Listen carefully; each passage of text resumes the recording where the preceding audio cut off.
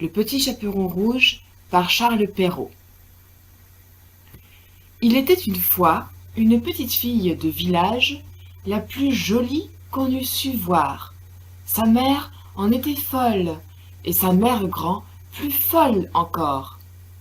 Cette bonne femme lui fit faire un petit chaperon rouge qui lui seyait si bien que partout on l'appelait le petit chaperon rouge. Un jour, sa mère, ayant fait des galettes, lui dit « Va voir comment se porte ta mère grand, car on m'a dit qu'elle était malade.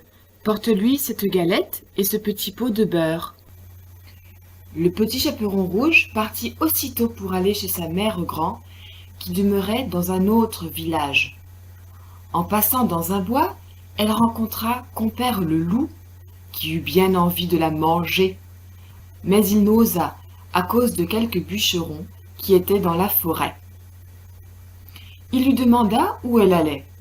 La pauvre enfant, qui ne savait pas qu'il était dangereux de s'arrêter à écouter un loup, lui dit « Je vais voir ma mère grand et lui porter une galette avec un petit pot de beurre que ma mère lui envoie. »« Demeure-t-elle bien loin ?» lui dit le loup. « Oh oui !» dit le petit chaperon rouge. « C'est par-delà le moulin que vous voyez tout là-bas, à la première maison du village. »« Eh bien, dit le loup, je veux l'aller voir aussi.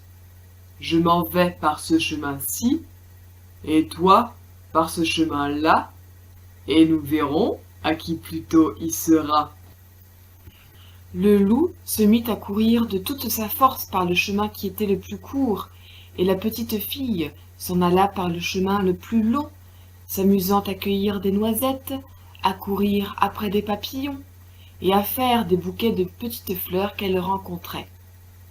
Le loup ne fut pas longtemps à arriver à la maison de la mère grand. Il le heurte, toc toc.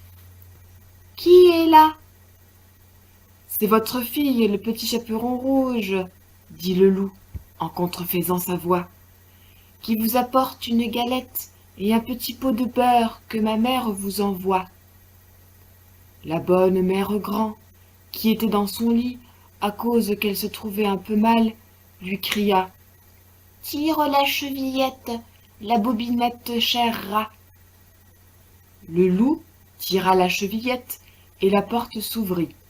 Il se jeta sur la bonne femme et la dévora en moins de rien, car il y avait plus de 3 jours qu'il n'avait mangé.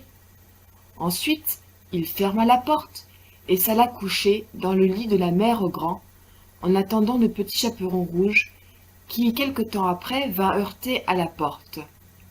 Toc toc. « Qui est là ?» Le petit chaperon rouge, qui entendit la grosse voix du loup, eut peur d'abord, mais croyant que sa mère grand était enrhumée, répondit « C'est votre fille, le petit chaperon rouge, qui vous apporte une galette et un petit pot de beurre que ma mère vous envoie. » Le loup lui cria en adoucissant un peu sa voix « Tire la chevillette, la bobinette cher rat. » Le petit chaperon rouge tira la chevillette et la porte s'ouvrit. Le loup, la voyant entrer, lui dit en se cachant dans le lit sous la couverture « Mets la galette et le petit pot de beurre sur la huche et viens te coucher avec moi. » Le petit chaperon rouge se déshabille et va se mettre dans le lit, où elle fut bien étonnée de voir comment sa mère grand était faite en son déshabillé. Elle lui dit « Ma mère grand, que vous avez de grands bras. C'est pour mieux t'embrasser, ma fille. Ma mère grand, que vous avez de grandes jambes.